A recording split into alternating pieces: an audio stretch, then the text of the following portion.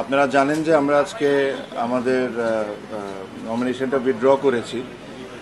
আমি সহ প্রায় 14-15 জনের মতো এই জিনিসটা আমরা উইথড্র করেছি। আর এটা উইথড্র করার রিজনটা খুবই ক্লিয়ার।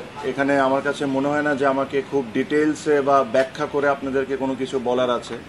আমি শুরুর থেকে একটা কথা বলে আসছি যে ইলেকশনটা কোন দিকে যাচ্ছে বা কিভাবে হচ্ছে এই জিনিস নিয়ে আপনারা সবাই এখন ক্লিয়ার।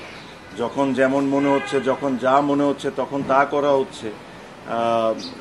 এটা আসলে ইলেকশন না, এটা ইলেকশন না। আর ক্রিকেটের সাথে এই জিনিসটা কোনো দিক থেকেই মানায় না। আপনারা আই এম শিওর যখন ইসি তালিকা দিবে যে আজকে কারা কারা উইথড্র করেছেন, তাদের নামগুলো আপনারা দেখলেই বুঝতে পারবেন যে তারা সবাই তাদের জায়গার থেকে হেভি ওয়েট, তাদের ভোট ব্যাংকও ইটস ভেরি স্ট্রং। এটা হলো আমাদের একটা ওয়ে অফ প্রোটেস্ট, যে এখান থেকে এসে যে এই নোংরামির পার্ট আমরা থাকতে পারবো না।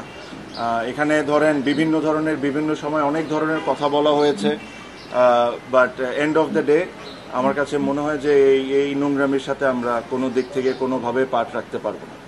আর সেকেন্ডলি আমি একটা জিনিস সবসময় বলছি, বাংলাদেশ ক্রিকেট এটা ডিজার্ভ করে না, বাংলাদেশের ক্রিকেট ফ্যানরাও এটা ডিজার্ভ করে না। এটাও বলে রাখি, আমি জানি না কতজন স্বীকার করবেন কি করবেন না, বাট এখানে আরও অনেকেই আজকে উইথড্র করতেন। তাদেরকে বিভিন্নভাবে বিভিন্ন ওয়েতে বোঝানো হয়েছে বা চাপ সৃষ্টি করা হয়েছে, তাদেরকে করে থামানো হয়েছে। বাট এছাড়াও অনেকেই আজকে উইথড্র করতেন।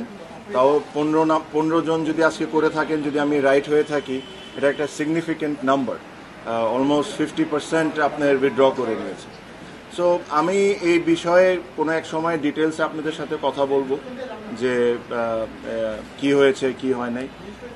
আমি একটা জিনিসই বলবো যে যারা বোর্ডে আছেন তারা যদি এভাবে করে ইলেকশন করতে চান করতে পারেন, জিততেও পারেন। বাট আজকে ক্রিকেট 100% হেরে গেছে, এটা নিয়ে কোনো সন্দেহ নাই। আপনারা বলেন বড় গলায় যে বাংলাদেশে ফিক্সিং বন্ধ করা লাগবে, আগে ইলেকশনের ফিক্সিং বন্ধ করেন, পরে ক্রিকেটের ফিক্সিং বন্ধ করার চিন্তাটা করি। সো আমার এর চেয়ে বেশি কিছু বলার নাই। আমার কাছে মনে হয় যে এটা স্পষ্টভাবে ক্লিয়ার সবার কাছে, কারা কারা কোন সময় কারা কারা কোন ধরনের ইনভলভমেন্ট এখানে রেখেছেন, কি ধরনের ইন্টারফেরেন্স হয়েছে। নিয়ম ইচ্ছামতো কত সুবিধার মতো যে সময় দরকার ও সময় চেঞ্জ করা হয়েছে। আর এর সাথে কারা কারা জড়িত একদম স্পষ্টভাবে ক্লিয়ার। আমি এর চেয়ে বেশি আর কোনো কথা বলবো না, বাট ইনশাল্লাহ ভবিষ্যতে আমি এটা নিয়ে অবশ্যই কথা বলবো। আমি আমার স্পিচ এই কথাই বলে শেষ করব যে এই ইলেকশন বাংলাদেশ ক্রিকেট বোর্ডের জন্য একটা কালো দাগ হয়ে গেল।